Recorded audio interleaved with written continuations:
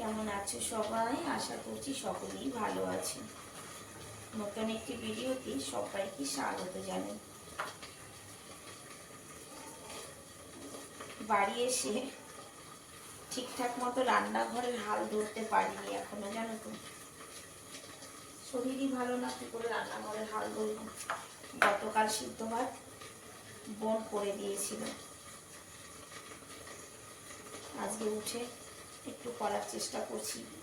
কালকে স্নানও করিনি, আজকে স্নানটাও করলাম। ঠান্ডা প্রচণ্ড, এদিকে একটুখানি রান্নার ব্যবস্থা করছি, কারণ আজ থেকে ছেলেদের স্কুল শুরু হয়ে গেছে।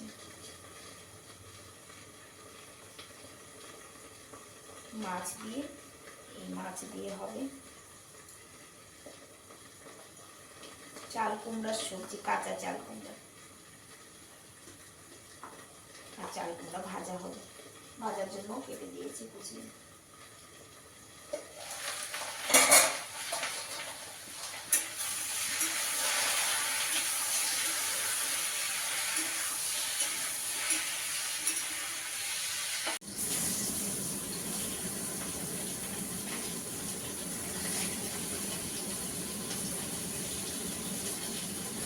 মাছগুলো না কেটে দেয় না, গতকাল তো বাপি কেটে রেখেছি, রান্না করতে পারিনি গতকাল।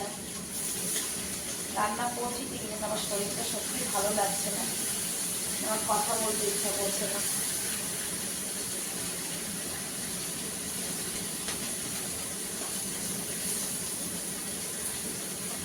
কত বড় একটা পুঁটি মাছ,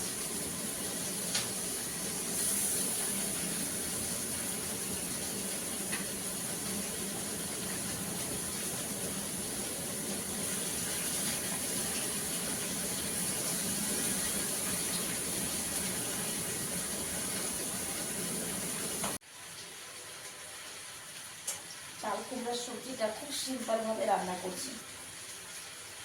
সর্ষে ফোড়ন দিয়েছি আর কাঁচা লঙ্কা, ব্যাস, আর কিছুই দেবো না।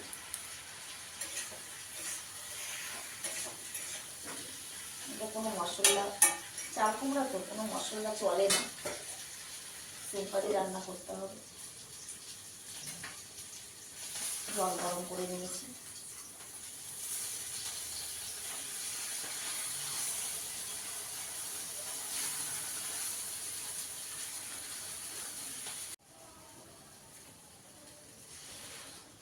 ঘড়ির কাঁটা দুটোর কাছে, রান্নাও প্রায় প্রায় হওয়ার কাছে। সবজি হয়ে গেছে, ভাজি হয়ে গেছে, এখন শুধু সয়াবিনটা বলি, ব্যাস, মেজা ভাতও হয়ে গেছে।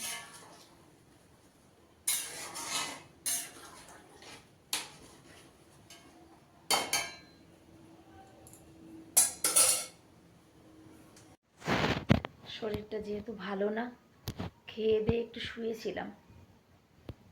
ছেলেরা চলে গেছে যার যার টিউশনে, কেউ কম্পিউটারে। আর এখন বাজে 6:30, সন্ধে টন্ধে দিয়ে এলাম। জামা কাপড়গুলোর বাপি তুলে এনেছিল, আমি যাব এখন একটু কাজের দিদির খোঁজে। জামা কাপড় এই যে দেখলেই না আমার মাথা গরম হয়ে যায়, যেগুলো গুছাতে হবে। জামা কাপড় গুছানোটা যে কি কঠিন কাজ আমার কাছে, আমি কি বলবো।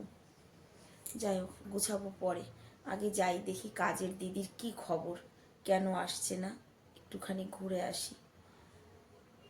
শরীর ভালো লাগছে না, কাজ করছি ঠিকই, কিন্তু যাই। ছোট ছেলেটার অপেক্ষায় বসেছিলাম, ও এলে যাব ভেবেছি। 6:30 বেজে গেছে, আসছে না তো এখনো।